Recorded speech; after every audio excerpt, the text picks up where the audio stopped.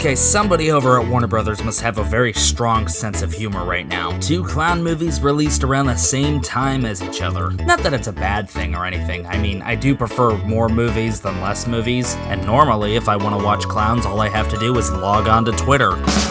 But seeing the window of opportunity of reviewing 2 different clown movies was something I could not pass up. So f*** it, let's talk about both of them. First up, I saw It Chapter 2, and it wasn't that great. Now, I saw It Chapter 1 when it came out, and I wasn't doing the rough cut back then, so you never really heard my thoughts on it. But I thought It Chapter 1 was quite interesting. Honestly, it's nice to see a resurgence of popularity with movies based off of Stephen King novels. I was already familiar with the original TV movie when it came out, and I loved Tim Curry in that performance. But the thing is, I was open to new interpretations of the film, considering it had not had a cinematic release. And I felt It Chapter 1 fixed a lot of issues with the original film. But goddammit, every single change the first one made for the better, the second movie just kinda undid. One major complaint I had about the original TV movie is that it had this weird structure of storytelling where it would start with the adults and constantly flash back and forth between the kids' timeline and the adults' timeline. It may just be a personal choice for me, but I'm one of those storytellers that likes telling their stories from beginning to end and not jumping back and forth chronologically with events. Wouldn't it be neat if the movie ended with the kids agreeing to come back if it ever returned, and then ending the first part of that miniseries where the girl gets killed in the sheets? Either way, personally, I felt it would have been a better structure, and it seemed like It Chapter 1 was taking steps to adopt that new structure.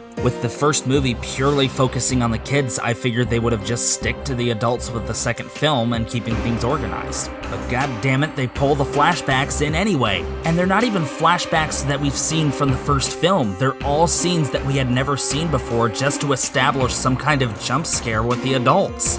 What's the point of getting rid of that flawed structure from the original if you're just gonna bring it back to introduce cheap scares in the second one? That brings me into my next issue in that the movie is not scary. Now, I'm aware that what scares you is very subjective and not everybody is going to be scared by the same things as other people. But this movie has one method of delivering scares, and it's not even a clever one. Once you've seen it the first time, you know what to expect later on, and I'd argue that would make it difficult to be scared by. An adult has to retrieve something specific. They have a flashback as a kid to when they were scared by something specific. Back as an adult, they are confronted again by that exact same thing, resulting in a jump scare. That's it. Wouldn't it have made a lot more sense to just reincorporate the fears of the kids from the first movie so that we already have context for what they're scared of when the second film arrives? Isn't that kind of the point of making your movies this way? And I think I said this during my Captain Marvel rough cut, but anytime an old lady figure ends up doing something completely abnormal to them, usually through CGI or a stunt double, it always comes off as funny to me. It's never scary, it's never tense, it's just hilarious. There's not much else to note except that I enjoyed Bill Skarsgård's performance of It. I've essentially admitted that there is no way you can top Tim Curry's performance of It, so the best you can do is your own interpretation. Do you have Prince Albert in a can? You do? Well, you better let the poor guy out.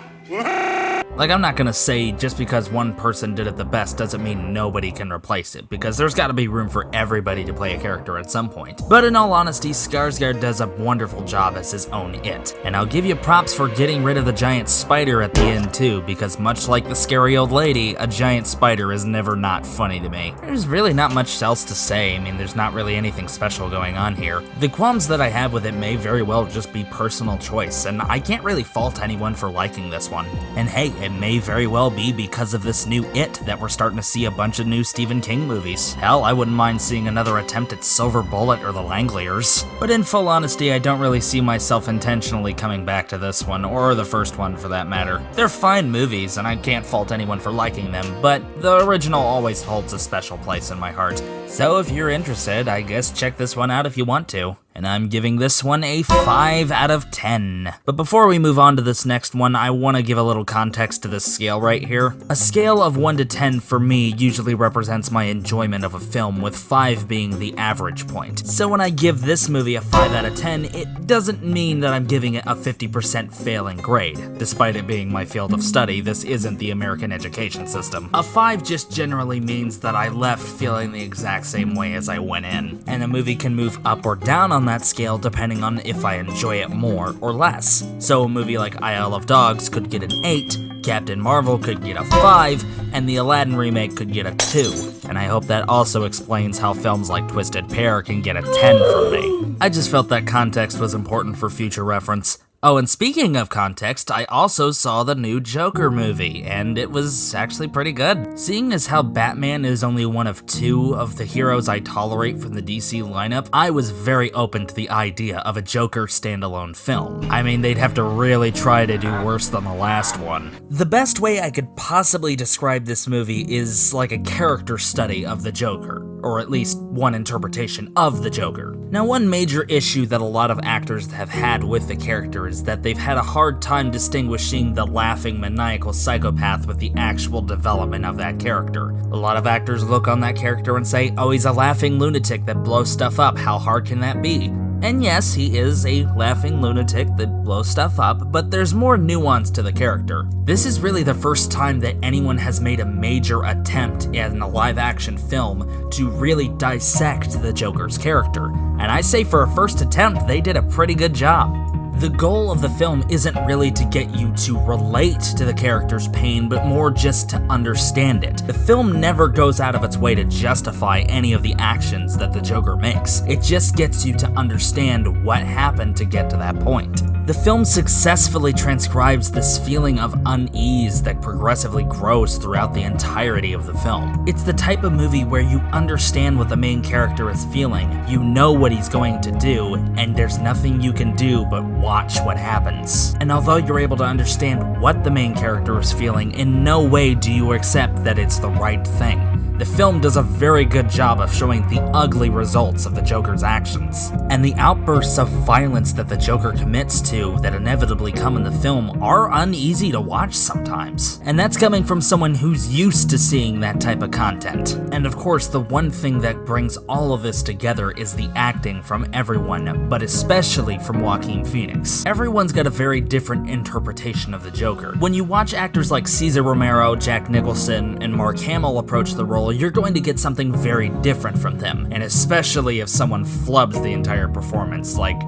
that one we keep bringing up. And the same can be said about Phoenix's portrayal. In this interpretation, Joker's laugh is more of a condition that where he uncontrollably laughs depending on what he's feeling, and it could range from anything. When he's frustrated from something that's beyond his control, he laughs. When he's extremely nervous on stage, he laughs. When he's in utter pain and remorse, he laughs. And when he ultimately embraces the insanity that the world has brought upon him, he laughs. There's never really a point in the film where he's laughing for absolutely no reason, and it's perfectly conveyed in that performance. But that said, there are a couple of things this movie does that I think could have been improved on. Every time some major outburst is about to happen, they have this slow rising violin in the background, which is used in like every single movie right now, which in no way hindered the tension of any scene, but could have worked a little better if the violin wasn't there. Sometimes tension can move a lot better when there's no music at all telling you how you're supposed to feel. This movie is also so grounded in reality that oftentimes you'll forget you're watching a comic book movie. And the only reason I remembered it was a comic book movie is because the film decided to forcibly remind me that it was a comic book movie. There are certain points in this film that focus a little too much on a particular family that's in the same universe as the Joker, and if you're familiar with what universe it is, you know exactly what family I'm talking about here. But even with the ending showing a particular clip of said family after specific incidents I won't reveal because of spoilers, it's just to the thing where I don't think it belongs there because this is the Joker's story, not his story. And although the main character is linked to these characters in a particular way I still can't reveal because of spoilers, it is neat to see the payoff, just not the over-obsessive reminder that this family is important for a particular reason. I'm sorry, I know that's incredibly vague, but I really do not want to spoil this movie for anybody because it's just better not knowing what you're getting into. Overall, this is a very fine movie that I think anyone watching it will get an experience out of. Any adult with any sense not to bring their kids, that is. But before any of you start throwing any arguments towards my way that this movie encourages violence, I have to say first, as I stated earlier, this movie does not in any way justify the Joker's actions. We may understand what he's feeling and how he got to that point, but in no way does the movie say that this is the right response to what's happening. And secondly, most of the controversy is being circulated in the media by CNN, which is owned by Time Warner, as in the people who own Warner Brothers, as in the people who made this movie. Coincidence? I think not! So don't be surprised if it turns out later on that this is all just a publicity stunt to get more attention towards Joker. Controversy does gain more attention, and if you're still one of those people that say this movie endorses violent actions towards other people because of the themes presented in the movie, you people are bigger clowns than the two in the movies I just talked about. We truly do live in a society, and I'm giving this movie a 9 out of 10. Thank you all so much for watching. Now, if you'll excuse me, it's Halloween. I've got some plans to take care of.